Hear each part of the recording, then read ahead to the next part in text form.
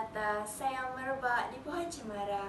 Assalamualaikum mulanya kata, saya sembah pembuka bicara. Assalamualaikum dan salam sejahtera. Saya Khaizatul Afrina binti Khairul Anizain, berumur 16 tahun, membawa satu perkhidmatan daripada Pusat Sumber Al-Syafi'i bagi mengulas buku cerita. Saya ingin kongsikan satu cerita yang bertajuk Segunung Harapan, karya Hakimi Muhammad. Cerita ini dapat mengupas permasalahan remaja berusia 14 tahun.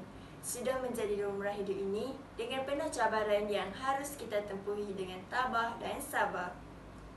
Cerita ini juga boleh dijadikan iktibar kepada remaja di luar sana. Watak utama dalam cerita ini ialah Faiz, iaitu anak kepada Pak Hasan dan Mak Esa.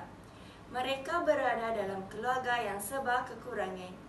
Ibunya bekerja dan bapanya bekerja sebagai pemandu bas ekspres. Pengarang cuba membongkarkan dan membuktikan bahawa tanpa ilmu kita tidak akan ke mana-mana. Betapa pentingnya ilmu pengetahuan sebagai amalan membaca harus kita terapkan. Bak kata pujangga, tutuplah ilmu hingga ke liang lahat. Hal ini membuktikan bahawa membaca dapat menjadi tunjang asas sebuah ilmu. Oleh itu, saya ingin kongsikan satu kisah mengenai Faiz. Dia berumur 14 tahun dan kerap penting sekolah. Dia juga seorang yang suka bergaduh dan suka mendatangkan masalah kepada rakan-rakannya. Pada suatu hari, dia sengaja melewat-lewat bangun tidurnya setelah dikejut oleh ibunya sebelum ibunya pergi ke tempat kerja. Namun dia sangat degil.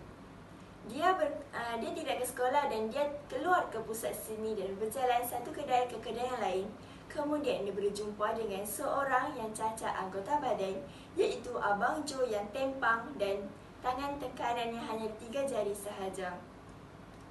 Dia berbual dengan Abang Jo dan pelbagai soalan dikemukakan.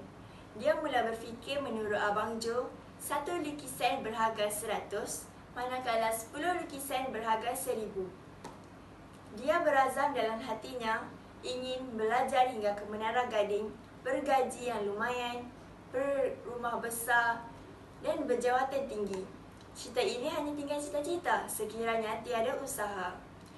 Ayah dan ibunya amat tertekan dengan sikap anaknya yang negatif.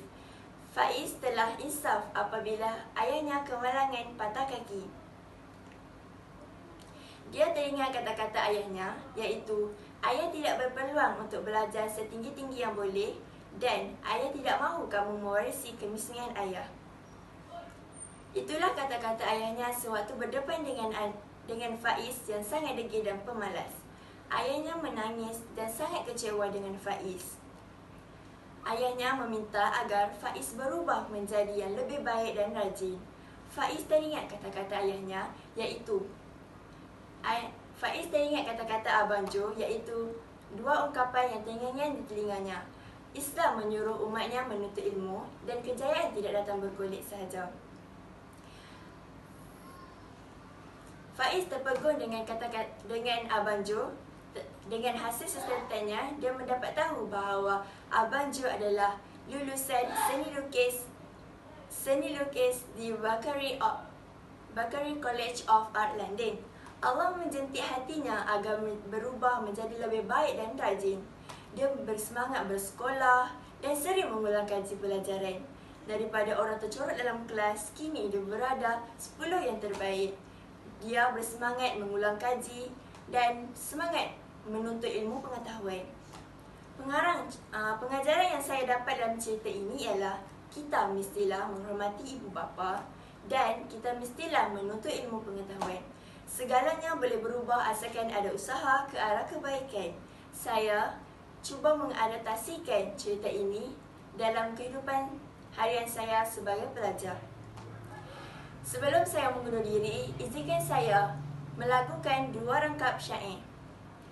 Ingat pesanku wahai belia, ilmu hadir dari membaca. Jangan fikir kasihkan dunia, jangan fikir yang sia-sia. Jangan mengeji, jangan mengata, jangan buat yang sia-sia. Marilah kita banyakkan membaca, supaya ilmu penuh di dada. Sekian, terima kasih.